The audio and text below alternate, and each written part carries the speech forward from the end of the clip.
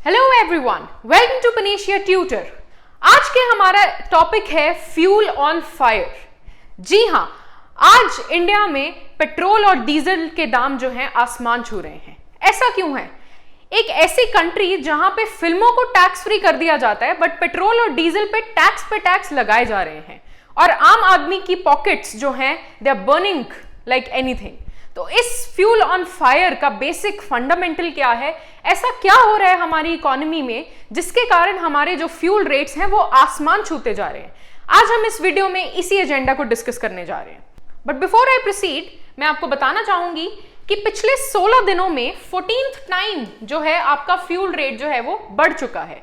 Yes, the fuel rate has crossed the 100 mark और 120 के बराबर जो है आपका फ्यूल रेट पहुंच चुका है। अगर मैं लुधियाना सिटी की बात करूं तो हमारे यहां आज का जो पेट्रोल रेट है दैट इज 101.72 पर litre. It is burning hole out of a common man's pocket.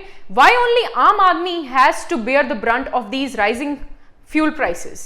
तो हम जानने की कोशिश करेंगे कि फ्यूल का प्राइस आखिर डिसाइड कैसे होता है, कौन कौन सी एजेंसीज इसमें इन्वॉल्व हैं और जो आपके पॉलिटिकल लीडर्स हैं उनका क्या कहना है ऑन द राइजिंग प्राइसेस। अगर मैं बात करूं बीजेपी, जो कि आपकी नेशनल पार्टी है एट प्रेजेंट, रूलिंग गवर्नमेंट है, उनका यह कहना है कि यूपीए ने 2005 टू 2010 के बीच में जो है ऑयल बॉन्ड्स जो है इशू किए थे, उसी के कारण आज की डेट का आपका फ्यूल प्राइस बढ़ रहा है। ऐसा मेरा कहना नहीं है, ऐसा निर्मला सीतारमन जी ने कहा है। उन्होंने कहा है कि अगर आपके पास ऑयल बॉन्ड्स का जो बर्डन है वो ना होता तो शायद आज की डेट में सेंट्रल गवर्नमेंट जो है वो एक्साइज ड्यूटी ज्यादा ना लगाती। अब सवाल ये उठता है कि ऑयल बॉन्ड्स क्या होते हैं, एक्साइज ड्यूटी क्या होती है। तो इस वीडियो में मैं आपको कुछ इकोनॉमिक एनालिसिस के साथ साथ एक लेमैन की भाषा में समझाने की कोशिश करूंगी कि इन सब पैरामीटर्स का क्या कहना है। और इन्हीं के अगेंस्ट आपके opposition leader that is Rahul Gandhi, उन्होंने महंगाई मुक्त भारत अभियान जो है वो शुरू किया है। सबसे पहले मैं आपको बताना चाहूंगी कि पेट्रोल का प्राइस आखिर कैलकुलेट कैसे होता है, कैसे आप अल्टीमेट कंज्यूमर के पास जो पेट्रोल का दाम पहुंचता है उसके अंदर किस किस चीजों के चार्जेस लगते हैं। इन्हें आप दो ब्रैकेट्स में डिवाइड कर सकते हो। पहला ब्रैकेट आपकी फर्स्ट रो में बताया गया है और सेकंड ब्रैकेट आपका सेकंड रो में बताया गया। फर्स्ट रो की बात करते हैं। पहले क्रूड ऑयल प्राइस यानी कि कच्चे तेल का दाम जो है, जो कि आप फॉरेन कंट्रीज से इंपोर्ट करते हो, उसका दाम डिसाइड होता है। उसके अंदर फ्रेट चार्जेस ऐड किए जाते हैं। फ्रेट बेसिकली आपकी ट्रांसपोर्ट कॉस्ट होती है, मतलब शिपिंग के थ्रू या जैसे भी आप जो पेट्रोल है उसको इंपोर्ट करते हो उन सब चार्जेस को ऐड किया जाता है। फिर जो रिफाइनरी, जो आपका कच्चा तेल है जिसको रिफाइनरी में डालकर आप उसको ट्रांसफर करते हो, उसका चार्ज ऐड किया जाता है। This is also a quite nominal cost. फिर उसके अंदर डीलर प्राइस यानी कि जो आपकी पेट्रोल इंपोर्ट करने वाली ऑयल कंपनीज हैं उनकी कमीशन यानी कि डीलर की कमीशन को ऐड किया जाता है। ये भी रफली बहुत ही छोटा अमाउंट होता है।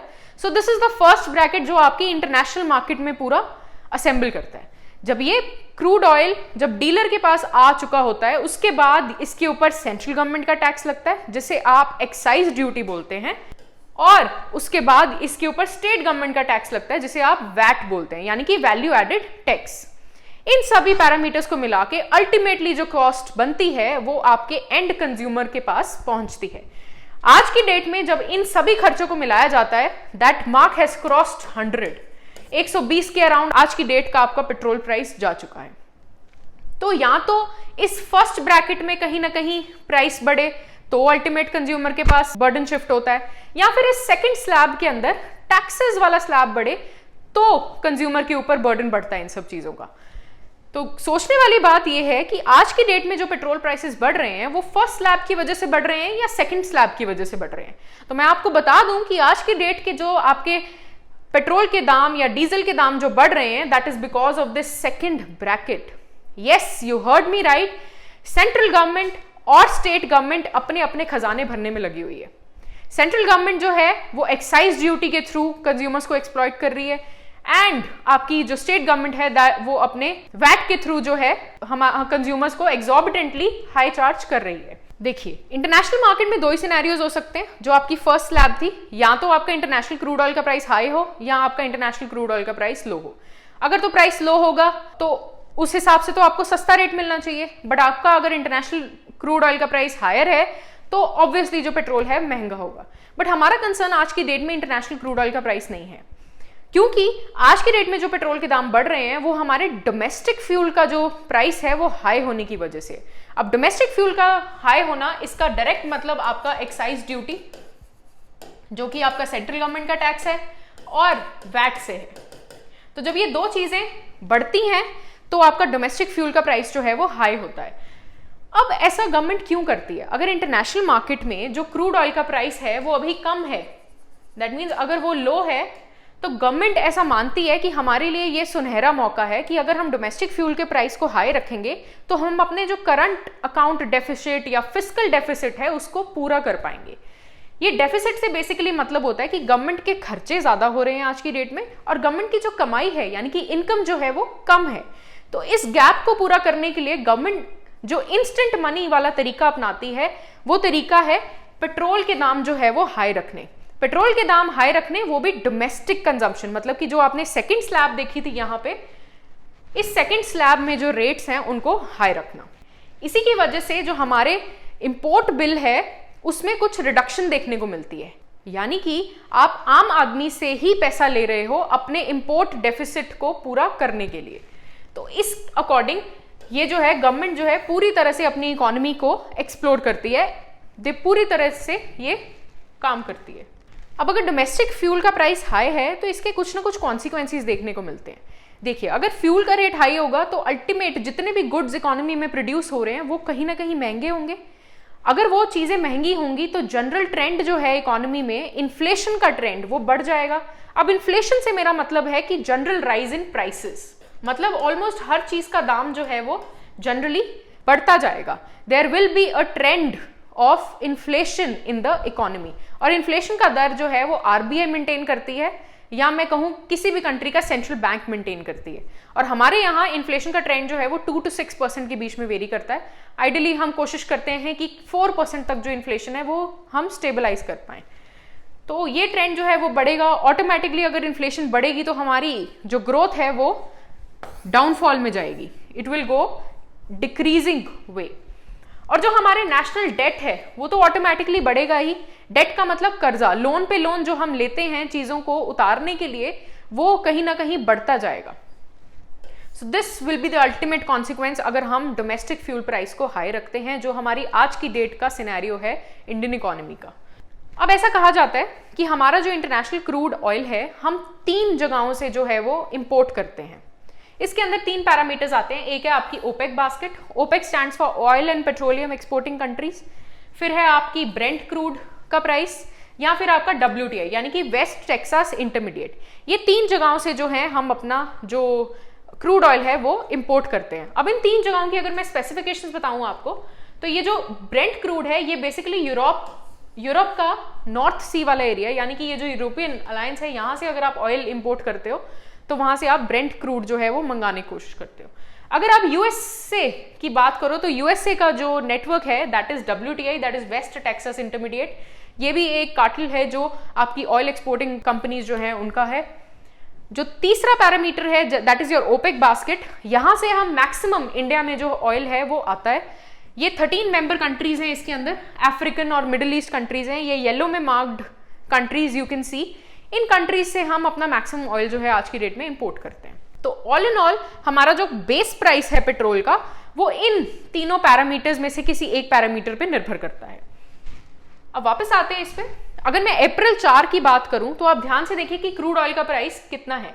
ओपेक बास्केट की बात करूं तो 106.23 डॉलर्स पर बैरल जो है आपके ओपेक बास्केट का प्राइस है। ब्रेंट क्रूड का प्राइस है 107.53 डॉलर्स पर बैरल और WTI का प्राइस है 103.28 पर बैरल। ऑल इन ऑल आपका क्रूड प्राइस जो है वो 100 मार्क जो है वो इजीली क्रॉस कर चुका है and they are averages above 100। तो आप देखिए कि इंटरनेशनल मार्केट में सर्च तो है ही है, बट हमारे डोमेस्टिक फ्यूल के प्राइस के हाई होने की वजह से और लोकल टैक्सेस के इंसिडेंस की वजह से जो प्राइसेस हैं वो और भी ज्यादा बढ़ते जा रहे हैं। और अगर मैं क्रूड ऑयल की पर्टिकुलरली बात करूं मंथ वाइज, तो आप देखिए कैसा ट्रेंड देखने को मिल रहा है। From your December, January to February it is an increasing trend. दिसंबर में ये बिल्कुल डाउन गया था, फिर नवंबर में इट वाज अगेन हाई। अगर मैं फरवरी की बात करूं तो it is 97.13, If I talk about January, it is 86.51. If I talk about December, it was lowest at 74.17. उसके कंपैरिजन में अगर मैं 74 से नीचे लेके जाऊं तो आपकी September month was the lowest in this. तो ये कुछ आपके ट्रेंड्स हैं जो आपके क्रूड ऑयल के प्राइसेस में देखने को मिले हैं। इट इज इन डॉलर्स पर बैरल। तो आप देखो कि आपको कच्चा तेल के जो दाम है वो किस हिसाब से जो है आपकी इकोनॉमी में वेरी कर रहे हैं। अब अगर मैं आपको समझाना चाहूँ एक छोटे से एग्जाम्पल से, तो मैंने 1 अप्रैल 2022 को दिल्ली के अंदर जो आपके पेट्रोल के दाम थे, कुछ उन्हीं दामों को एग्जैक्टली इस टेबल में पोर्ट्रे किया है टू एक्सप्लेन यू कि कैसे आपके अल्टीमेट पेट्रोल के दाम जो हैं वो बनाए जाते हैं। सबसे पहले अगर मैं बात करूं क्रूड ऑयल और रिफाइनरी चार्जेस की, इसको मैंने out of the total bracket जो है सेपरेट किया है। मैं आपको इसके अंदर मेनली लाइमलाइट में लाना चाहती हूँ आपका एक्साइज ड्यूटी वाला ब्रैकेट और वैट वाला bracket. This is basically your local taxes वाला ब्रैकेट। जो एक्साइज ड्यूटी है वो आपकी सेंट्रल गवर्नमेंट लगाती है एंड जो आपका वैट है वो आपकी स्टेट गवर्नमेंट लगाती है। तो आप पेट्रोल के ऊपर देखो, it is 27.90 and the VAT on petrol is 16.54। 35% के अराउंड जो है आपकी एक्साइज ड्यूटी और वैट जो है टोटल परसेंटेज है आपके एग्जैक्ट पेट्रोल प्राइस की कैलकुलेशन की। ऑन द अदर हैंड अगर डीजल प्राइस देखो तो 21.80% जो है आपका एक्साइज ड्यूटी है और वैट जो है 13.60 है। उसके अलावा डीलर की कमीशन जो है ऑलमोस्ट नॉमिनल है।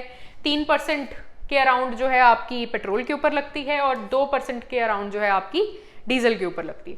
So this is a very nominal charge. तो या तो इन ब्रैकेट्स में एग्जॉर्बिटेंटली हाई रेट्स प्रिवेल कर रहे हैं या इन ब्रैकेट्स में आपके एग्जॉर्बिटेंटली हाई रेट्स प्रिवेल कर रहे हैं, वही चीजें जो है रिस्पॉन्सिबल होती हैं आपके पेट्रोल के प्राइस को बढ़ाने के लिए।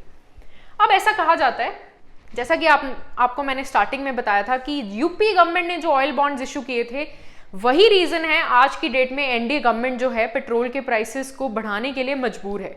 बट इस बात में कितनी सच्चाई है? जो आपकी बीजेपी लेड गवर्नमेंट है इसने इतनी बात तो सच बोली कि यूपीए गवर्नमेंट ने जो ऑयल बॉन्ड्स इशू किए थे उनकी वजह से ये जो प्राइसेस है वो हाई हैं। बट मैं आपको बता दूं कि ऑयल बॉन्ड्स होते क्या हैं। ऑयल बॉन्ड्स बेसिकली हम अपनी आज की जो पेमेंट्स हैं उनको फ्यूचर के ऊपर रिलाई कर देते हैं। एग्जाम्पल के तौर पे मैं आपको बताना चाहूंगी कि आज मैंने किसी को 100 रुपए देने हैं, बट मैं वो 100 रुपए आज ना चुका के on a later date maybe 20 साल के बाद 100 रुपए प्लस इंटरेस्ट, मतलब 100 रुपए अगर मैं 10% इंटरेस्ट लगाऊं तो 10 रुपए, मतलब 110 रुपए मैं 20 साल के बाद जो है वो पे करूंगी। ऐसा ही कुछ मैकेनिज्म होता है ऑयल बॉन्ड्स का। ऑयल बॉन्ड्स जो है वो गवर्नमेंट इशू करती है to the oil marketing companies. आप इस डायग्राम को जरा ध्यान से देखिए। ऑयल बॉन्ड्स जो है वो सोशल सिक्योरिटी इंस्ट्रूमेंट्स हैं जो कि आपकी गवर्नमेंट जो है वो ऑयल मार्केटिंग कंपनीज जैसे कि Indian Oil, Hindustan Petroleum, Bharat Petroleum, इन कंपनीज को इशू करती है in a guarantee that we will pay you the amount on a future date. अब इसका टेन्योर जो है वो 15 से लेके 20 साल के बीच में वेरी करता है। दैट मीन्स अगर मैं आज इशू कर रही हूं तो मुझे आज की आज पेमेंट करने की जरूरत नहीं है। I can easily wait for 15-20 years जब भी उसका मेच्योरिटी डेट आएगा। सेकेंड है कि हमारी जो गवर्नमेंट है उसने 1.34 लाख करोड़ बॉन्ड्स जो हैं 2005-2010 में इशू किए। 2005 और 10 में आपकी मनमोहन सिंह लेड गवर्नमेंट थी। That means Manmohan Singh lead government has issued this much amount of your oil bonds. But मैं आपको बता दूं मनमोहन सिंह गवर्नमेंट पहली गवर्नमेंट नहीं थी जिसने ऑयल बॉन्ड्स इशू किए थे। इससे पहले 2002 में NDA led Atal Bihari Vajpayee government has already issued oil bonds. But Manmohan Singh never complained about this scenario. उन्होंने अपने टाइम पे उन ऑयल बॉन्ड्स को चुकाया और आज की डेट में ये एक्सपेक्ट किया था कि एनडीए लेड गवर्नमेंट भी जो है आपके यूपीए के बॉन्ड्स को जो है वो फुलफिल करेगी। अब मैं आपको बताती हूँ कि इस बात में सच्चाई तो है कि ये यूपीए लेड बॉन्ड्स के कारण जो है हमारे इकोनॉमी में डिफरेंसेस देखने को मिल रहे हैं। बट पॉइंट ये है कि नंबर्स जो है वो सेपरेट स्टोरी बोलते हैं। कैसे? अगर आप ध्यान से देखो तो 2008 एक ऐसा ईयर था जब पूरे वर्ल्ड में इकोनॉमिक रिसेशन फैला हुआ था। हर चीज वॉज ऑन अ डाउनफॉल और उस टाइम पे क्रूड ऑयल के प्राइसेस जो हैं वो आसमान छू रहे थे। एक बैरल जो है $147 के अराउंड पहुंच चुका था। अब इस बैरल के चलते मनमोहन सिंह लेड गवर्नमेंट ने सोचा कि हम जो है ऑयल के प्राइसेस जो हैं वो अल्टीमेट कंज्यूमर के पास ज्यादा नहीं पहुंचने देंगे, हम अपनी जो पब्लिक है उसको ज्यादा सफर नहीं होने देंगे। So that is why they kept the prices as low as possible और उसके अगेंस्ट इन्होंने जो है ऑयल बॉन्ड्स जो है वो इशू करने शुरू किए। अब उस टाइम पे जो उन्होंने ऑयल बॉन्ड्स इशू किए थे उनकी वैल्यू लगभग 1.44 लाख करोड़ के अराउंड थी। अब 1.44 लाख करोड़ इन्होंने अपने टेन्योर में पूरा करने की कोशिश की, बट जब 2014-15 में न्यू मोदी लेड गवर्नमेंट आई तो उनके पास 1.34 लाख करोड़ का जो कर्ज है अभी भी बाकी था। बट मैं आपको बता दूं कि ये कर्ज जो है वो इजीली रीपे कर सकते थे। कैसे? 2014-15 की अगर मैं बात करूं तो उस साल का जो आपका एक्साइज ड्यूटी का कलेक्शन था ना, यानी कि जो सेंट्रल गवर्नमेंट ने पेट्रोल से पैसा कमाया था वो 115,792 के अराउंड था। दैट मीन्स अगर मेरा 1.34 लाख करोड़ का डेफिसिट था अभी तो ये इजीली पूरा कर सकते थे। Okay, from that year till 2020 to 2021, today excise duties collection in 2021 was 3,89,662. They could have easily completed the amount despite of no compulsions that the maturity date has come from 15 to 20 years. इसमें से कुछ bonds जो हैं वो expire हो चुके हैं, उनकी मेच्योरिटी डेट आ चुकी है, बट मैक्सिमम बॉन्ड्स ऐसे हैं जिनकी मेच्योरिटी डेट अभी भी बाकी है। तो we had a lot of time. Oil bonds में ऐसी कोई कंपल्शन नहीं होती कि आपको इमीडिएटली अमाउंट जो है वो मेच्योरिटी डेट से पहले पे करना पड़ता है। आपको उनके ऊपर सिर्फ जो नॉमिनल इंटरेस्ट रेट चार्ज होता है उसको हर साल के एंड में जो है वो पे करना पड़ता है। तो इंटरेस्ट रेट तो काफी नॉमिनल होता है, तो हर गवर्नमेंट उसको पे करने में सक्षम है। बट पॉइंट यही उठता है कि इन्होंने इतना सारा जो कर्ज है वो कैसे उठाया। अब यहाँ पे ऐसा ब्लेम किया गया था कि Manmohan Singh lead government is responsible for increasing your oil bonds, जो कि आपकी ऑयल कंपनीज को दिए गए थे। बट आप अब समझदार हो, आप जान सकते हो कि क्या एक्चुअली में ये लोग रिस्पॉन्सिबल थे। अभी मैंने आपको कुछ स्टैटिस्टिक्स दिखाए थे, दिल एनलाइटन यू कि एग्जैक्टली क्या हुआ था। अब आगे बात करते हैं। अगर मैं ऑयल बॉन्ड्स को और स्पेसिफिकेशन में समझाने की बात करूं, for every litre of petrol आपको कम से कम 100 रुपए अगर पे करने होते हैं, तो उसके अंदर से अगर सेंटर 32% जो है वो अर्न कर रही है, तो सिर्फ 1% बर्डन जो है, मतलब ₹1 का जो बर्डन है वो आपके ऑयल बॉन्ड जो है उनको बेयर करना पड़ता है। तो all in all oil bond का बर्डन इतना ज्यादा नहीं हो सकता कि आपकी सेंट्रल गवर्नमेंट या आपकी स्टेट गवर्नमेंट जो है वो इतना ज्यादा आपसे एग्जॉर्बिटेंटली हाई रेट्स जो है वो चार्ज करे। तो ऑयल बॉन्ड्स का बहाना all in all is in वेग। आगे मैं बात करूं, अगर मैं कंपैरेटिव एनालिसिस दूं ओवर द इयर्स आपके ऑयल बॉन्ड्स का, तो आप 2016 और 17 की बात करो, जो आपकी एक्साइज ड्यूटी और वैट से कलेक्शन हुई है, centre's share has been 2,73,225 rupees, और स्टेट गवर्नमेंट की बात करूं तो 1,89,587 रुपीज।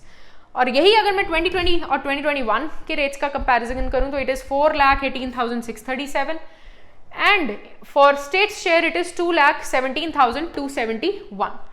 ये आपकी पेट्रोलियम मिनिस्ट्री का एग्जैक्ट डाटा है, ministry of petroleum and natural gas. आप इनकी वेबसाइट पे जाके भी इस चीज को क्लैरिफाई कर सकते हैं। और अगर मैं ऑयल बॉन्ड्स का आउटस्टैंडिंग अमाउंट आपको बताऊं इन द प्रीवियस ईयर्स, 2016-17 की बात करूं तो 1,30,923 वाज द अमाउंट। 2020-21 की बात करूं तो 1,09,23, यानी कि ये दोनों अमाउंट्स जो है वो सेम है। दैट मीन्स आपकी NDA lead government has never paid this outstanding amount on the oil bonds. तो आप इस सिनेरियो से देख सकते हो कि बीजेपी जो है हाफ ट्रुथ के ऊपर प्रिवेल कर रही है। नेक्स्ट जो एक बहाना दिया जा रहा है नॉर्मल पब्लिक को कि जो हमारे ऑयल प्राइसेस हैं वो रशिया यूक्रेन वॉर की वजह से बढ़ रहे हैं, तो मैं आपके सामने कुछ नंबर्स को बताना चाहूंगी और आप डिसाइड करना कि क्या ये एक्चुअली रशिया यूक्रेन वॉर की वजह से बढ़ रहे हैं। ऐसा माना जा रहा है प्राइसेस जो हैं क्रूड ऑयल के वो बढ़ रहे हैं क्योंकि ऐसा फियर था कि रशियन इकोनॉमी अगर ऑयल जो है उसको ट्रांसपोर्ट करना बंद कर देगी तो समवेयर जो क्रूड ऑयल के प्राइसेस है वो और भी ज्यादा सर्च कर जाएंगे। ऐसा कहा गया था कि प्राइसेस जो है 14 ईयर हाई जो है उसको सर्च कर जाएंगे, कम से कम 140 पर बैरल जो है वो रेट मिलेगा। और इस डर से काफी इकोनॉमीज ने जो है ऑयल को इंपोर्ट करने की और स्टोर करने की जो क्षमताएं हैं उनको बढ़ा दिया था। ये तो एक डर था जो प्रिवेल कर रहा था, बट एक्चुअल में मैं आपको बताऊं कि इंडियन इकोनॉमी कितनी अफेक्ट होती है। Just look at the numbers. 12 million barrels जो हैं हम रशिया से इंपोर्ट करते हैं ऑयल का। ये जो 12 मिलियन बैरल्स है ये बेसिकली हमारे टोटल इंपोर्ट्स का सिर्फ और सिर्फ 2% है। तो आप ये बताइए कि कहां से रशिया यूक्रेन वॉर जो है हमारे एग्जैक्टली फ्यूल प्राइसेस के इंक्रीज के लिए रिस्पॉन्सिबल है। You guys are a wise audience, so you can definitely understand कि क्या चीज हमें अफेक्ट कर सकती है। और एक और पैरामीटर होता है इसके अंदर, कास्केडिंग इफेक्ट। कास्केडिंग इफेक्ट का बेसिकली मतलब होता है कि ऐसे सीरीज ऑफ इवेंट्स, ऐसे सीरीज ऑफ चेन जिनके जो अल्टीमेट कॉन्सिक्वेंसेज हैं वो अननोन होते हैं, छिपे हुए होते हैं। तो हमारे पेट्रोल और डीजल के दाम, जब हमारे फ्यूल प्राइसेस के दाम बढ़ते हैं तो इनके भी कुछ कास्केडिंग इफेक्ट बताया जाता है, और हमारे जो पॉलिटिकल लीडर्स हैं वो ये कहते हैं कि कास्केडिंग इफेक्ट की वजह से हमारे फ्यूल प्राइसेस जो हैं वो सर्च कर रहे हैं। इसका मतलब ये है कि या तो फ्रेट रेट्स बढ़ जाएं, या फिर आपके रॉ मटेरियल और पैकेजिंग वाली जो कॉस्ट है वो बढ़ जाए, या फिर आपके फूड डिलीवरी मैकेनिज्म्स के रेट बढ़ जाएं, या फिर आपके जो फ्यूल इंक्रीज है वो काफ़ी ज़्यादा इन्फ्लेशनरी पैरामीटर्स पे चले जाएं, आपके प्रॉफिट मार्जिन्स हर्ट हो जाएं। इन सभी पैरामीटर्स के कारण जो है कास्केडिंग इफेक्ट देखने को मिलता है। ये हिडन कॉन्सिक्वेंसेज होते हैं जो एक इकोनॉमी जो है वो फेस कर सकती है। तो you guys are a wise audience जो ये समझ सकती है कि आज की डेट के पेट्रोल प्राइसेस में हाइक किस वजह से है। क्या ये लोकल इंसिडेंस ऑफ टैक्सेस की वजह से है? क्या ये इंटरनेशनल क्रूड ऑयल के प्राइसेस के बढ़ने की वजह से है? क्या ये UPA led oil bonds issue होने की वजह से है? क्या ये आपकी रशिया यूक्रेन वॉर की वजह से है? मैंने आपको ऑलमोस्ट हर पैरामीटर के बारे में एनलाइटन किया। आई होप आपको आज की वीडियो जो है वो पसंद आई हो। अगर आपको पसंद आई है तो आप प्लीज हमारे चैनल को लाइक, सब्सक्राइब, शेयर करना ना भूलें। And I would like to conclude this video with a beautiful saying that says, food up, petrol up, dollar up, why are we down? Let's just prepare for a better future by spreading awareness कि आज की date के हमारे जो petrol prices या आज की हमारी इकोनॉमी में जो भी हैपनिंग्स हो रही हैं उनके बारे में हम सभी को जानकार कर पाएं, सतर्क बना पाएं। So with that note, I would like to conclude my video. Thank you so much everybody for joining us.